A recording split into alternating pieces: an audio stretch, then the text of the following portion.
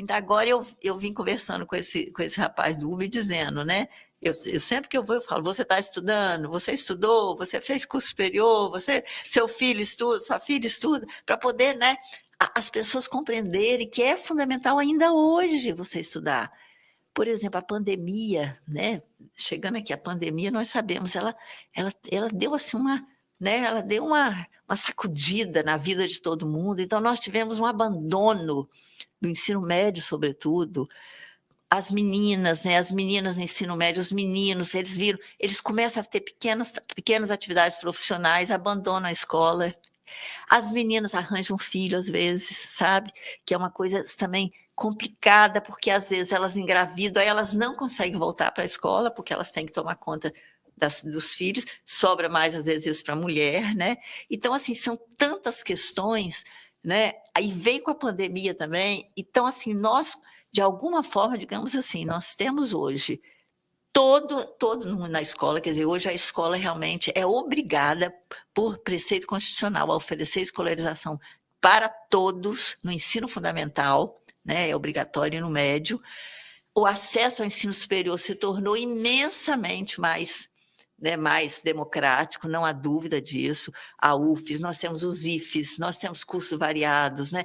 Nós temos muitas possibilidades de curso, mas ainda assim nós sabemos, né, que nós temos uma quantidade imensa de pessoas que ou abandonaram o ensino médio, não completaram, ou abandonam, e aí isso vai gerando uma escada que eles acabam, né, não forçando os filhos a também progredirem no estudo.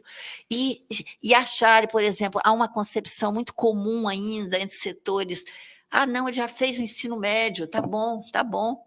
Não, ele fez o ensino médio, está ótimo, mas ele vai prosseguir, ele tem direito de fazer o ensino superior, deve fazer o ensino superior, mas ele trabalha o dia todo, vai ter que fazer à noite. Então, quer dizer, toda essa complexidade que para a mulher que tem filho é muito mais difícil, para o rapaz que está trabalhando, ele trabalha o dia todo, estuda à noite, quem noturno. Então, quer dizer, as concepções críticas, elas nos ajudam a sempre ter esse olhar, quer dizer, né, esse olhar para além. Eu coordeno um grupo, como o senhor disse aí no nosso currículo, eu coordeno um grupo que estuda educação e pobreza. Por que isso? Porque, sobretudo a partir da época mais recente, aí vamos pegar a minha tese de doutorado, eu tive essa oportunidade, foi ótimo, porque eu fiz a minha tese de doutorado já bastante recente também, eu já estava na UFS, trabalhando, não tinha tempo de fazer doutorado, só consegui fazer doutorado, terminei em 2016.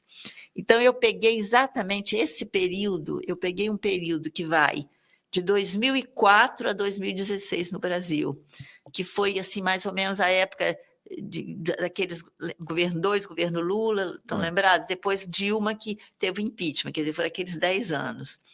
Aquelas políticas ali, elas foram importantíssimas, mas elas também tiveram quer dizer, com a questão da prisão, né, do ex-presidente, atual presidente Lula, que na época era, né, o presidente do Lula, e depois com a interdição do Lula, com a prisão do Lula, quebrou aquilo, veio outro, quer dizer, houve uma interrupção um pouco num processo que vinha sendo feito.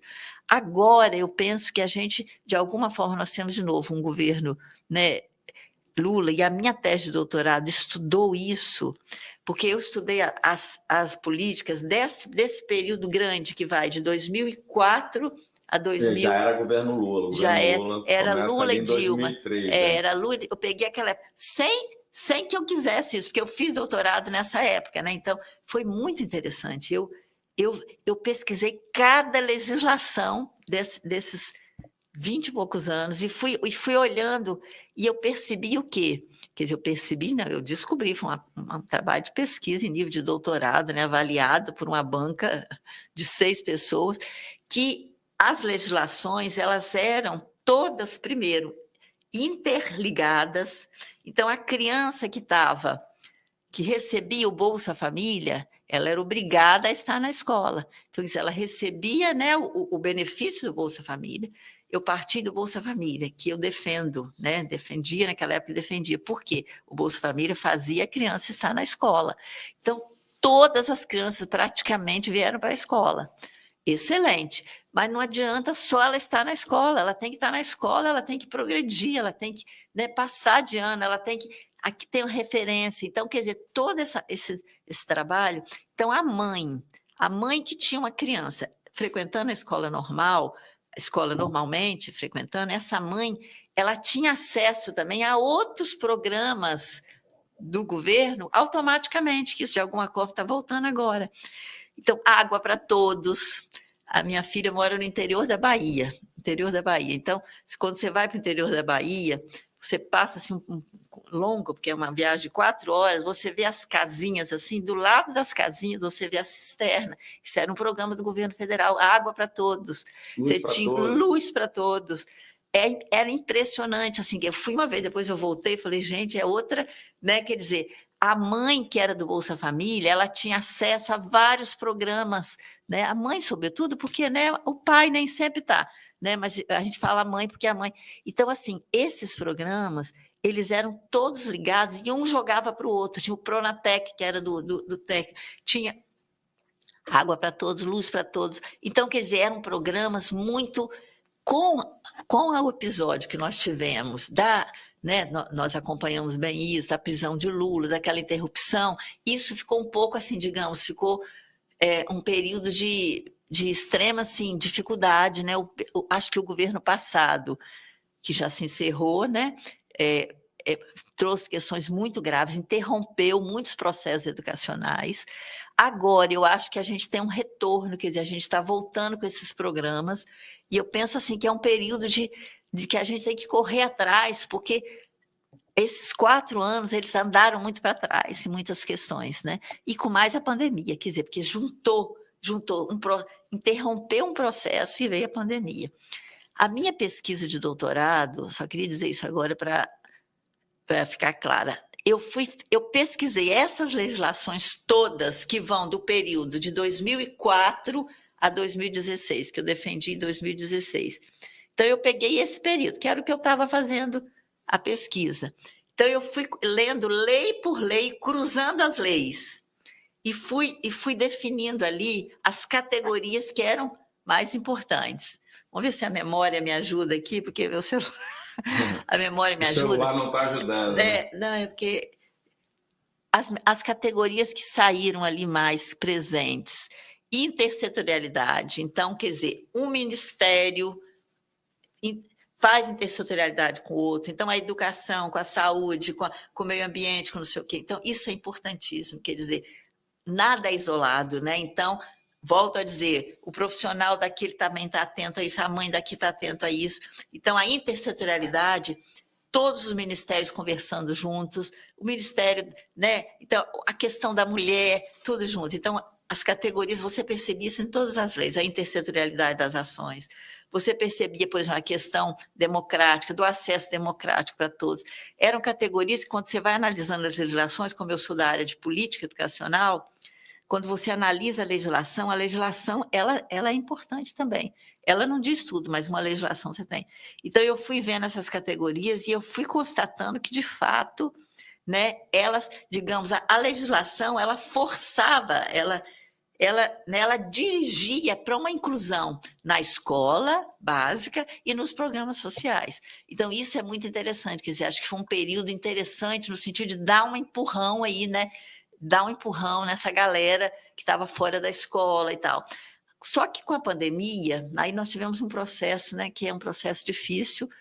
Eu própria, inclusive, na pandemia, fiquei muito recolhida, que eu já sou idosa, né, muito recolhida, eu já estava até aposentada nesse início de coisa, mas eu acho assim que a pandemia, ela bagunçou tudo, né, um avanço que a gente dá agora. Eu penso que a gente vive um período interessante, que eu acho que está havendo um retorno, né, de tentar resgatar políticas que deram certo, políticas que foram corretas, né, elas estão voltando, quer dizer, por exemplo, os CRAS, né, que são Centros de Referência de Assistência Social, eles têm todo um papel fundamental, então as pessoas, né, vão lá, se cadastram, elas têm acesso a esses programas todos, né, isso é estimulado pelos meios de comunicação.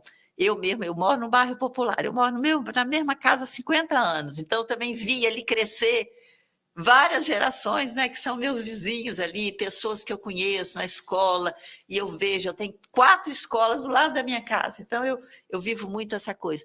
E a gente percebe o quê? Quer dizer, que há um empenho, né, no sentido de que há uma possibilidade de estudar hoje. Hoje, assim, todos podem ter escola, só que, entendeu? Nós temos que assegurar que essa escola seja eficiente no sentido, não no sentido produtivista apenas, mas que ela seja eficaz também, que ela seja atrativa para a criança. Uma escola que dialogue com os pais, com a família, uma escola que ajude os alunos a participarem democraticamente da, entendeu? Da gestão da escola, participar dos grêmios, que faça o conselho de escola funcionar. Por exemplo, a legislação é muito avançada. Toda escola tem um conselho de escola. Não sei se todos que nos assistem sabem disso. Esse conselho de escola, ele tem o poder de deliberação sobre toda a vida da escola. Ele não delibera sobre leis maiores, né? As leis maiores ele tem que cumprir, mas ele também pode influenciar. Mas na vida da escola, esse conselho participa. Não sei se todos sabem. Esse conselho tem participação dos professores da escola, de alunos da escola, de pais da comunidade e de instituições da comunidade. Como está o funcionamento desse conselho de escola? Eu, sabe, eu fico inquieta com isso, eu não sei. Porque às vezes o pai vai, a mãe vai, mas eles não falam, eles não participam muito. Os professores vão, às vezes há um certo domínio maior dos professores. Como é que está sendo esse entrosamento da escola com a comunidade, né? Como é que está as diretoras de escola, os diretores de escola? Estão buscando as outras, a gente estimula buscar as outras entidades que tem na comunidade, as igrejas, dialogar com as igrejas, dialogar com o comércio, dialogar com clubes que tenham na sociedade, na comunidade, trazer padres, pastores, trazer essas pessoas. Olha, por quê? Porque nós não podemos perder, né? Nenhuma criança pode ficar fora da escola, nenhuma, nenhuma.